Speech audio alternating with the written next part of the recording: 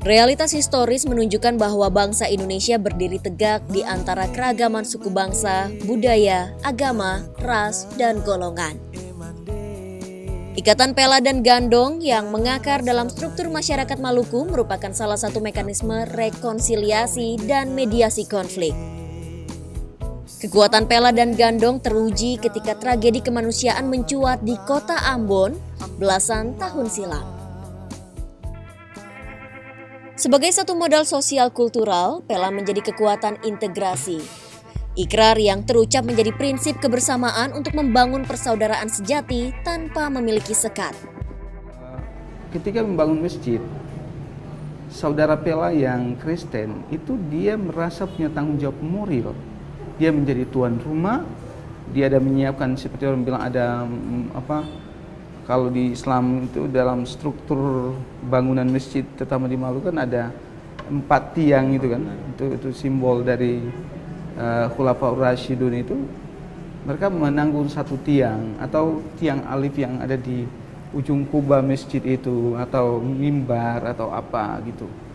Sebaliknya pun begitu di Kristen, misalnya orang saudara Pelanya tanggung misalnya lonceng gereja atau membawa bahan-bahan dan ikut bersama-sama. Abidin menambahkan sejak dulu masyarakat Maluku memiliki visi jauh ke depan dalam hal membina kerukunan. Abidin juga melihat perlunya transformasi nilai-nilai Pela dan Gandong tidak hanya di bumi Maluku tapi di seluruh Indonesia bahkan lintas negara.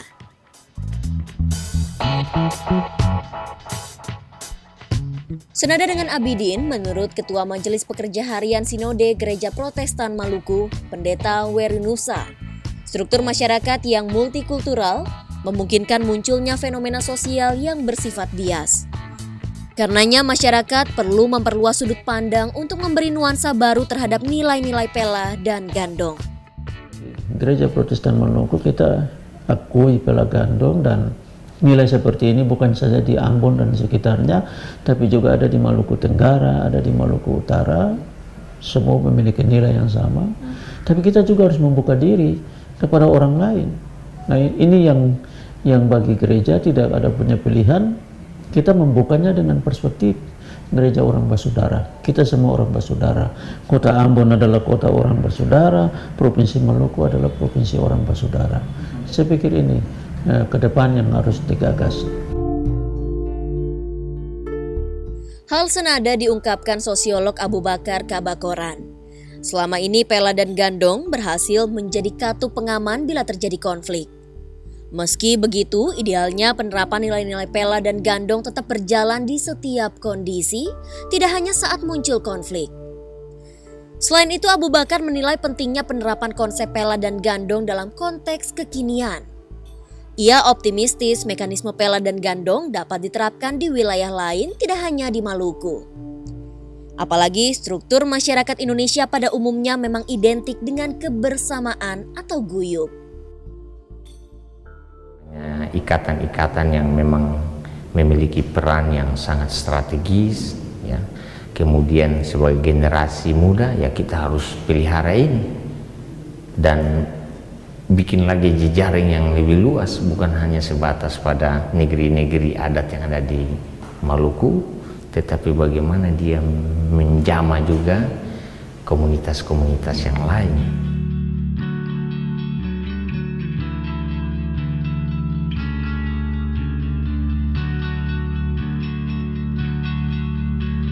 Masjid Raya Al-Huriyah 45, Tual, Maluku Tenggara. Masjid ini menjadi saksi ketika konflik melanda kota Ambon pada tahun 1999 silam.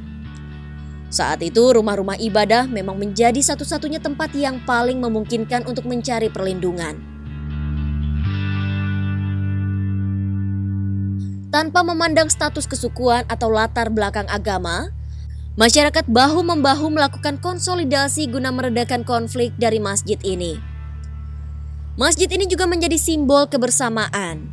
Sejak pertama kali berdiri pada tahun 40-an, Masjid Al-Huriyah 45 telah mengalami 3 kali peremajaan. Seluruh komponen masyarakat yang ada di Kota Tual terlibat aktif dalam pembangunan masjid. Bersama pemerintah kota, Forum Umat Kristen dan Katolik bahu-membahu dengan umat Muslim Tual untuk menyelesaikan proses renovasi masjid. Ketua DPRD Kota Tual Fadilah Rahawarin mengungkapkan, sejak dulu tingkat kepedulian masyarakat Tual terhadap kerukunan beragama sangat tinggi. Maka ketika konflik horizontal merambah ke Kota Tual pada tahun 1999, masyarakat dengan cepat mampu melakukan rekonsiliasi.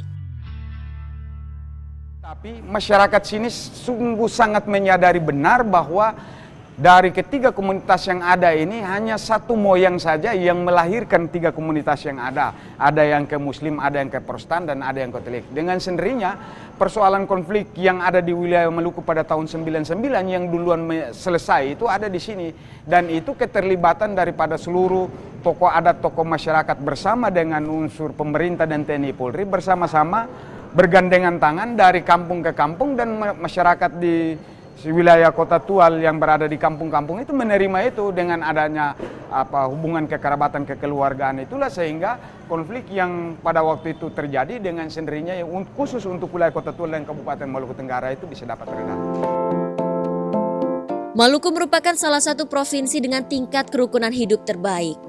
Hal ini menunjukkan semakin lama ikatan kebersamaan di masyarakat, semakin kuat tingkat kerukunan.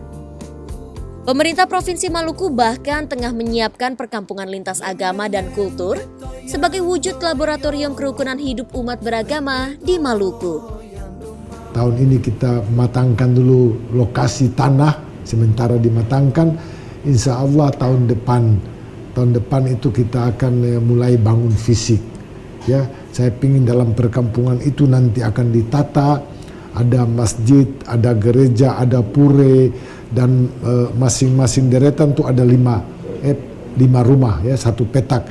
Di situ kita atur nanti semua agama-agama, lima agama besar itu tinggal dalam satu petak, di depan, di belakang, di samping.